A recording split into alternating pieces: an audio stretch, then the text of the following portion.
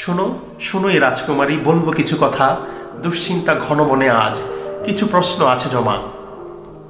যদি বোরকা না পড়তে, হিজাব না করতে, তাহলে তোমায় কিছু বলার ছিল না। যেহেতু তুমি কিছু মানছো, নিজেকে মুসলিম দাবি করছো, তাই এই কিছু কথা এড়াতে পারো না।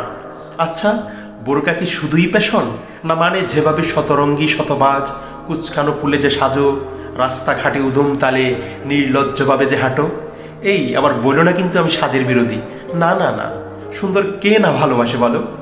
আমি তো যুগ যুগ ধরে পবিত্র সুন্দরের পূজারী। তবে যে ফুল উন্মুক্ত ঘ্রাণ ছড়াতে হাজার নাকে ঘষে, আমি তো তার বিরোধী। রানী তো রাজারই কেবল, তাই অন্দরমহলের রানীর সাজ জনসম্মুখে প্রচারের বিরোধী।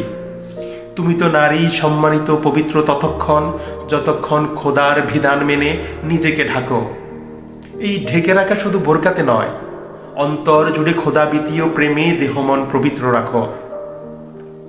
কেমিস্ট্রির বিক্রিয়ায় যে বায়োলজিতে জলো, বিয়ে ছাড়া বন্ধুর ওই আসরে কি হয় তা কে না জানে বলো?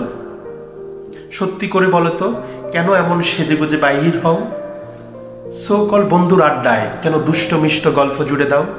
চোখ বুঝে বলো তো, আকর্ষণ কি হয়নি, স্বপ্ন কি দেখনি সাজাতে বাসর?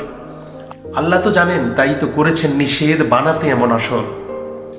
শয়তান শিখায় কাছে আসার গল্প, অদেখাকে দেখিয়ে দাও। সম্ভ্রম খুইয়ে সম্মান হানিতে শেয়ালের কাছে বিলিয়ে দাও। দিন শেষে বলো কি ফেলে? শ্রীহীন চামড়ায় পাপবোধ, কান্নার জলার কষ্ট আতফালি। ক্ষণিকের সুরসুরি শিহরণ, স্বপ্নের বাসরাজ নিছক গুড়ে বালি।